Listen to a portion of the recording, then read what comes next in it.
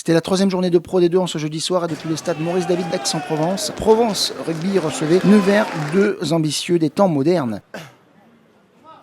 Clairement, on ne va pas échapper aux fameuses fautes au sol de ce début de saison liées aux consignes arbitrales, mais deux équipes qui essaient quand même sur cette pelouse synthétique d'imposer leur jeu. Florian Massip d'un côté et Sean Reynolds, le sud-africain de l'autre, vont meubler le score. Sur un départ au ras de Thibaut Zambelli qui a quitté son aile pour être servi par Clément Darbo, ça va être l'action de ce premier acte.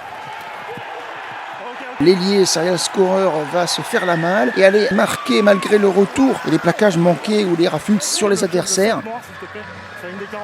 Alors l'arbitre, M. Hernandez, qui fêtait sa première en Pro D2, va évidemment demander la vidéo arbitrage valable cette saison en Pro D2 pour vérifier d'abord qu'il n'y a pas eu un écran au départ de l'action et puis que l'ailier a bien aplati le ballon pour un essai validé. Et c'est validé, donc Provence Rugby qui prend ses aises au score. Mais voilà, les hommes de Xavier Péméja vont proposer une super combinaison à 3 sur une pénale touche. Le demi-démêlé va tout de suite redonner pour son talonneur qui va aller avec l'aide d'un coéquipier derrière la ligne. Et c'est de Yannick Tarit, le très jeune et très prometteur talonneur de Luçon. Avec la transformation à venir de Sean Reynolds, on va être sur un score de parité à 16 partout. Clairement, les deux équipes profitent de chaque incartade et chaque faute pour marquer des points. 16 partout, un essai partout, tout reste possible et à faire dans cette rencontre très ouverte.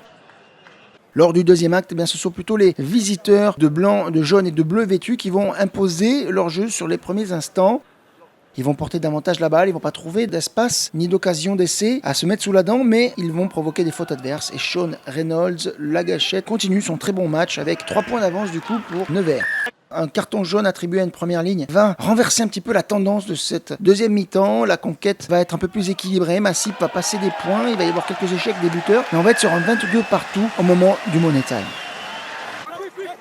Et clairement, les Aixois vont essayer de prendre leur destin en main. Ils vont charger dans les 22 mètres, dans les pas d'un très bon Mallet. Et puis l'entrant Nicolas Bézi, de mêlée, d'ouverture et buteur, va prendre ses responsabilités et de plus de 22 mètres, claquer ce drop. Le drop qui, à la 78e, va offrir la victoire à la dernière seconde aux Provençaux. 25-22, score final.